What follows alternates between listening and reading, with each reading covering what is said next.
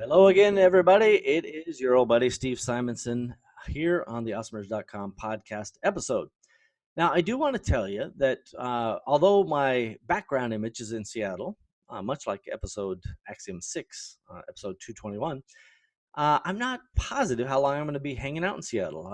It's kind of becoming a little bit of an annoyance in terms of the lifestyle and some of the politics and so forth. So I'm going to be on the hunt this year for looking at places in Florida and Arizona and Texas and other places where liberty rings free. So as much as I think the city's beautiful and the scenery's amazing, um, and there's so much of the natural beauty that I really enjoy, this view may become less common for me in the future. So that's a little foreshadowing, everybody.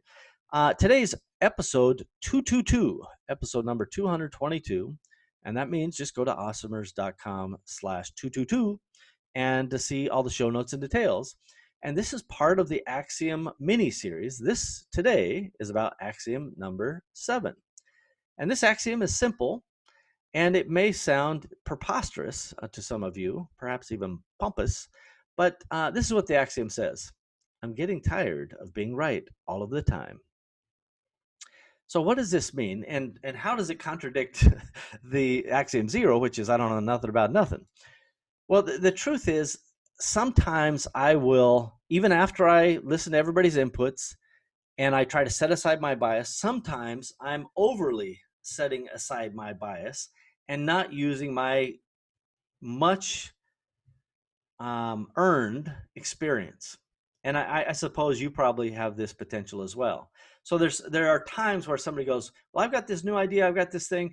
And even after setting aside the bias and trying to, put yourself in the shoes and learn a new thing, sometimes your gut is just like, there ain't no freaking way this is going to go.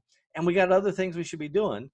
And you'd still let it go anyway. You're like, well, maybe they're right. Maybe it will work and whatever. And then, 2 weeks, 4 weeks later, whatever the results time is, you go, oh, of course it failed, just exactly as I expected.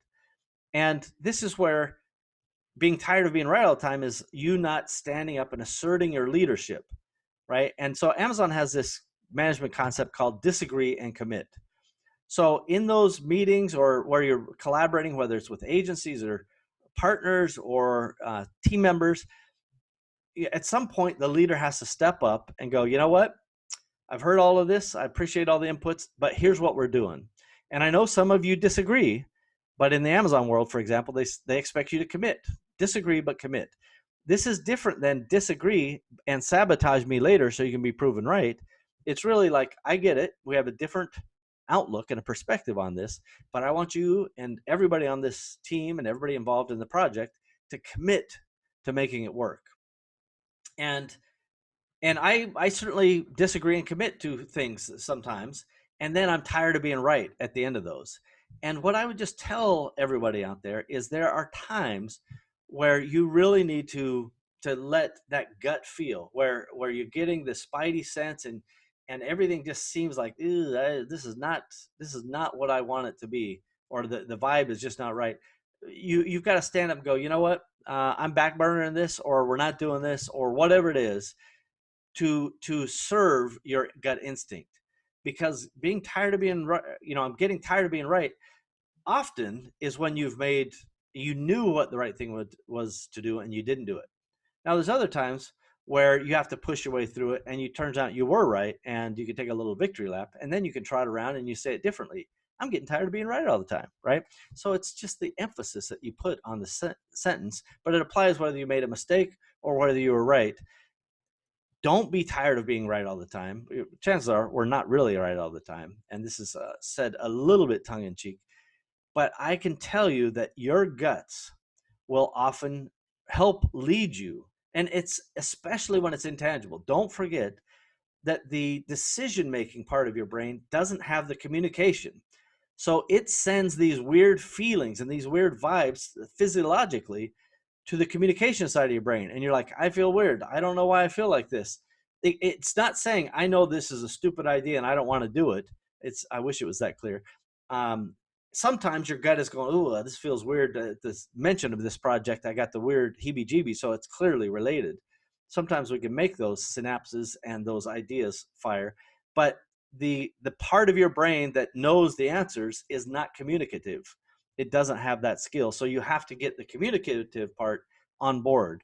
And sometimes that can help prevent errors. So uh, sometimes I will make the prediction, and I still would tell you at times, if the decisions are not showstoppers and if the team is passionate, that sometimes you need to say, well, gosh, guys, I've listened to all the inputs. I know that everybody's excited about it. There's some amount of investment and time and risk and reward. I'm going to give you guys the opportunity to give this a go, but here's the milestone. Let's check it out and let's just see how it's going. And then you can take the little victory dance that everybody loves to see the boss do, of being right all the time. The point is, sometimes you need to give them that experience of learning the lessons the same way you probably did. You knew that this particular whatever hire or ad methodology or technological implementation, whatever it is, those may have been bad decisions based on your experience, but sometimes you got to give them the room to run. And that's actually the better time to not do the I told you so, I'm getting tired of being right all the time. It's more likely to go, hey, this is how we learn, experience and making mistakes, making decisions. And I'll tell you, in our organization, we don't mind mistakes. We welcome mistakes. Bring them on. As long as they're not showstoppers and as long as they don't make the same mistakes again and again, we want people to celebrate their mistakes. It's just part of learning. So anyway, Axiom 7, I'm getting tired of being right all the time, everybody. This has been episode 222, a short one on the Awesomers Podcast Network, but I'm sure that you understand the value of both trusting your gut, yet also balancing that with giving the team room to run. And a lot of that has to do with the severity of the decision. If you're betting the farm, you better let your guts have the final say. But if there's kind of a guardrails around a particular decision and it's not going to be catastrophic, you got to give the team the chance. And by the way, at times they will surprise you, even when your gut's telling you to go the wrong way. So this is that kind of balance. At the end of the day, your gut's going to be right more times than not, especially about the big stuff, and particularly if you're deeply experienced in it. So follow your gut until you need to give the team the opportunities as well. So episode number 222, we're all done, everybody, on this little mini series, Axiom 7. I'm getting tired of being right all the time. Bye, everybody.